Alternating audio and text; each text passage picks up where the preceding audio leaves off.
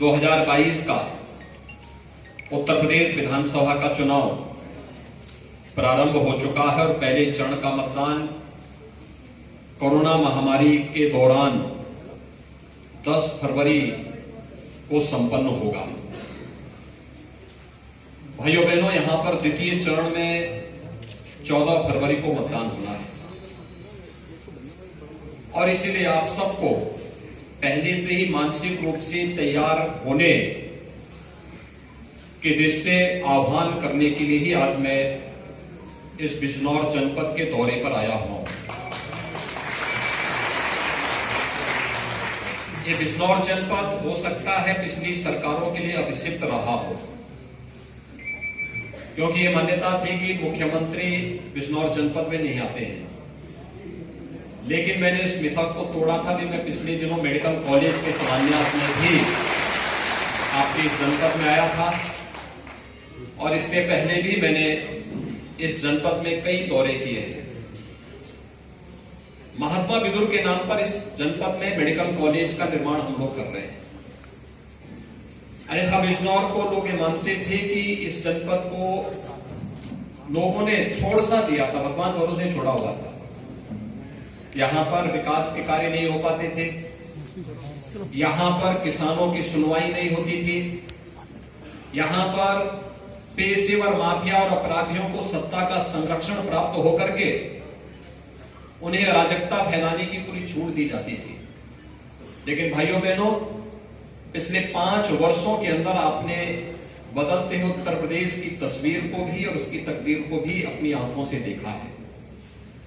ये वही उत्तर प्रदेश है जिस उत्तर प्रदेश में 5 वर्ष पहले हर तीसरे दिन एक दंगा होता था, बड़े बड़े फसाद होते थे, बेटियां स्कूल नहीं जा पाती थी, घर की महिलाएं मार्केट नहीं जा पाती थी, किसान परेशान था, न उसकी उपज का क्रय होता था और न ही किसानों को किसी प्रकार का कोई सम्मान ही मिल पाता था। 5 वर्ष पहले एक समस्या थी कि वह उत्तर प्रदेश और उत्तराखंड के सीमा पर स्थित होने के नाते उसको उत्तर प्रदेश सरकार की अपेक्षा का दंश तो झेलना ही पड़ता था, लेकिन साथ साथ उत्तराखंड के नागरिकों की ओर से भी जो ताने दिए जाते थे कि हमारा विकास हो रहा है, तुम्हारा विकास नहीं हो रहा है, आज उससे भी मुक्ति मिली। आज बिजनौर कह सकता है कि हमारे यहाँ किसान भी खुशहाल है, नौजवान को सरकारी नौकरी में भी यहाँ पर हिस्सेदारी मिल रही है,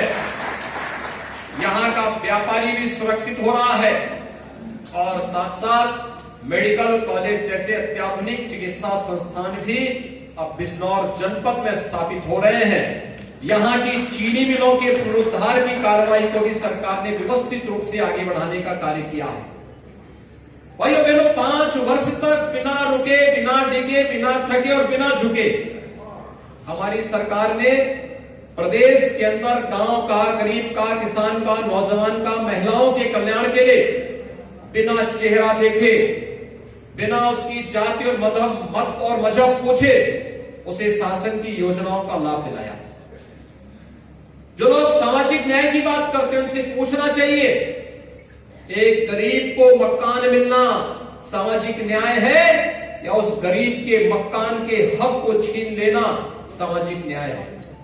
पिछली सरकारों ने गरीबों के मिलने वाले मकान के हक को छीनने का कार्य किया था और अब पैसा जो इन्होंने इकट्ठा किया था गरीबों का लूट करके, किसानों का लूट करके, मजदूरों का लूट करके, पोषण मिशन में महिलाओं का लूट करके, बच्चों का पैसा लूट करके, शिक्षा का, चिकित्सा का बजट लूट करके जो पैसा उन्होंने इकट्ठा किया था, आज उसी पैसे को जब दीवारें तोड़ तोड़ करके निकाला जा रहा है तो नोट की गड्डियां नजर आ रही है और सपा मुखिया को उसका परेशानी है।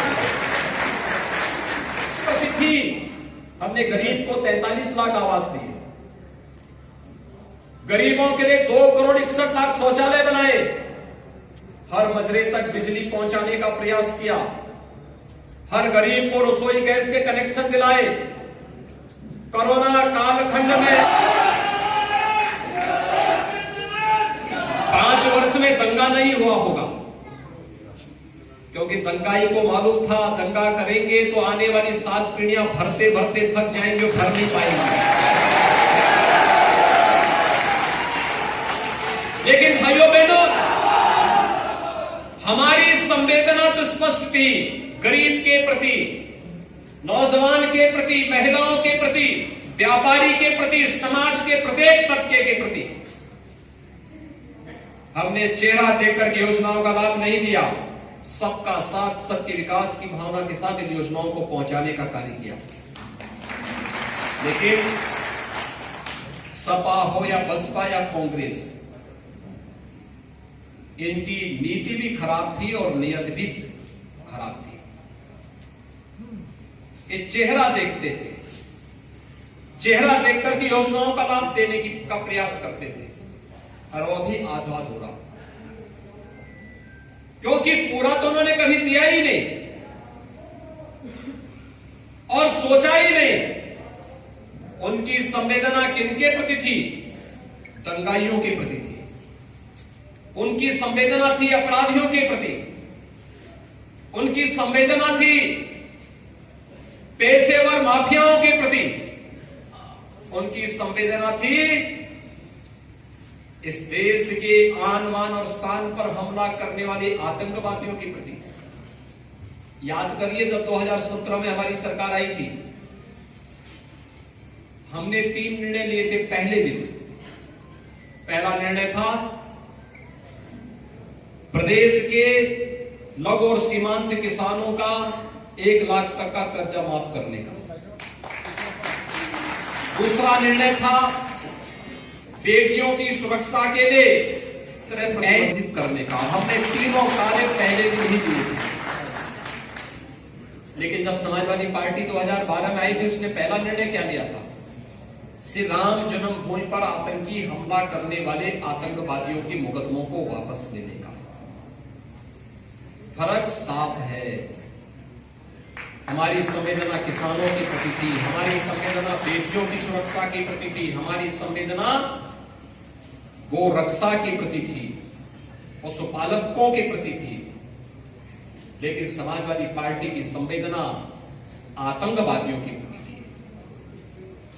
और भाइयों बहनों, आपने 5 वर्ष तक भारतीय जनता पार्टी की सरकार की कार्य पद्धति को प्रदेश के अंदर देखा। किस मजबूती के साथ प्रदेश के अंदर सरकार ने कार्य किया, योजनाओं का लाभ तो दिया, हर प्रकार के हर व्यक्ति को योजनाओं का लाभ देने का कार्य किया, और कोरोना प्रबंधन भी, जीवन और जीविका को बचाने की जद्दोजहद में किसान भी परेशान न हो, मजदूरों को भी कोई समस्या न हो, भरण पोषण भत्ता देने का कार्य किया गया, और हर प्रकार की सुविधा से आच्छादित करने का कार्य भी दिया गया। और यही झलक सरकारों का फर्क साफ है, यह प्रत्याशियों की सूची में भी दिखाई दे रहा है। 17 में 2014 में जब भी हम लोग यहां आते थे, 17 और 14 में एक ही शिकायत हमें सुनने को मिलती थी कि बेटियां स्कूल नहीं जा पा रही हैं क्योंकि पेशेवर गुंडे कब न जाने उस बेटी के जीवन के साथ खिलवाड़ कर ले। तब हम लोगों ने संकल्प किया था, अगर वैसे दुर्योधन और प्रशासन पैदा हो गए हैं तो इनको ठीक करना आवश्यक होगा। और तब 2017 में जब जनता जनार्दन का आशीर्वाद प्राप्त हुआ था, तो प्रदेश सरकार ने इसके लिए व्यवस्थित कार्य योजना प्रारंभ की थी। आज उसका परिणाम हम सबके सामने देखने को मिल रहा है। और इसलिए भाइयों बहनों, आज हम सब आपके सामने आए हैं आपसे एक अपील करने के लिए। ये कोरोना कालखंड है, कोरोना के नियमों का पालन करते हुए हमें अपनी सभाएं करनी पड़ रही है। सीमित संख्या इसमें रहेगी, उससे ज्यादा संख्या में लोग नहीं आ सकते। लेकिन आप में से हर एक व्यक्ति को भारतीय जनता पार्टी का प्रतिनिधि बनकर के एक एक व्यक्ति तक पहुंचना होगा और बोलना होगा। ये चुनाव भले ही स्थानीय स्तर पर आप विधायक चुनने के लिए कर रहे होंगे, लेकिन प्रदेश स्तर पर मुख्यमंत्री उसी वोट से चुना जाना है।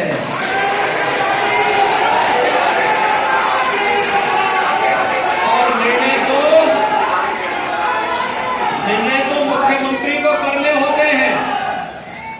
क्योंकि जब विधायक चुना जाएगा वही विधायक मुख्यमंत्री को चुन करके मुख्यमंत्री ही निर्णय लेंगे फिर कि अपराधियों से कैसे निपटा जाना है, माफियाओं से कैसे निपटा जाना है, अराजक तत्वों से कैसे निपटा जाना है और विकास की योजनाओं का लाभ कैसे दिया जाना है। ये कभी नहीं बोल सकती है कि परित्राणाय साधूनां विनाशाय च दुष्कृताम्। ये वे नहीं बोल सकते, यह केवल भारतीय जनता पार्टी बोल सकती है और भारतीय जनता पार्टी इसीलिए आपके पास आई है। अगर आप चाहते हैं प्रदेश में कानून का राज हो, थानों का संचालन पेशेवर हिस्ट्री सीटर न करे, अगर आप चाहते हैं प्रदेश की व्यवस्था में किसी भी प्रकार के अपराध और अपराधियों के लिए जीरो टॉलरेंस की नीति के तहत सरकार कार्य कर सके, अगर आप चाहते हैं प्रदेश में किसी भी प्रकार की कोई अराजकता न फैले, राष्ट्रवाद, विकास और सुशासन के मुद्दे पर सरकार प्रभावी ढंग से कार्य कर सके, प्रदेश के अंदर गरीबों को किसी के सामने हाथ न फैलाना पड़े, प्रदेश के अंदर तुष्टीकरण की राजनीति बंद हो, अगर आप चाहते हैं विकास बिना भेदभाव के हर जनपद और हर गांव तक पहुंचे, तो भारतीय जनता पार्टी एकमात्र इसका विकल्प है और भारतीय जनता पार्टी को उस विकल्प के रूप में चुन करके आप सबसे मेरी अपील होगी, हम प्रभावी ढंग से भारतीय जनता पार्टी के इन कार्यक्रमों को लेकर के आगे बढ़ने का कार्य करें और इस दिशा से जनपद बिजनौर में भारतीय जनता पार्टी ने बिजनौर विधानसभा क्षेत्र से श्रीमती सुची मौसम चौधरी को अपना प्रत्याशी बनाया है। नजीमाबाद से कुंवर भारतेंदु सिंह को, नगीना से डॉक्टर यशवंत सिंह को, बुढ़ानपुर से श्री सुशांत सिंह को, धामपुर से अशोक कुमार राणा को, नहटौर से श्री ओम कुमार को, चांदपुर से श्रीमती कमलेश सैनी को और नूरपुर से श्री सीपी सिंह को भारतीय जनता पार्टी ने अपना प्रत्याशी बना करके इस चुनावी समर में उतारा है। भारतीय जनता पार्टी के चुनाव चिन्ह पर आप सभी से मेरी अपील होगी कि वर्चुअली टेलीफोन के माध्यम से भी सोशल मीडिया के प्लेटफॉर्म का उपयोग करते हुए उन सभी तक संदेश पहुंचाइए। ये लड़ाई विकास बनाम विकास की है। एक तरफ विघटनकारी तत्व अपनी आपराधिक मानसिकता के साथ अराजकता पैदा करने, पलायन की एक अपनी सोची समझी रणनीति के तहत एक बार फिर से पश्चिमी उत्तर प्रदेश को अराजकता की आग में झोंकने की साजिश के तहत इस चुनावी समर में आ रहे हैं और दूसरी तरफ नए भारत के नए उत्तर प्रदेश को देश के नंबर 1 प्रदेश के रूप में स्थापित करने के साथ भारतीय जनता पार्टी चुनावी समर में आई है। और भाइयों बहनों, भारतीय जनता पार्टी के पूरे मिशन के साथ आप सभी लोग मिल करके अपना अभियान और अपना सहयोग देंगे। इस विश्वास के साथ मैं एक बार फिर से भारतीय जनता पार्टी के प्रत्याशियों के समर्थन में आप सबसे अपील करते हुए अपनी वाणी को यहीं पर विराम देता हूं। धन्यवाद। जय हिंद, जय जय श्री राम।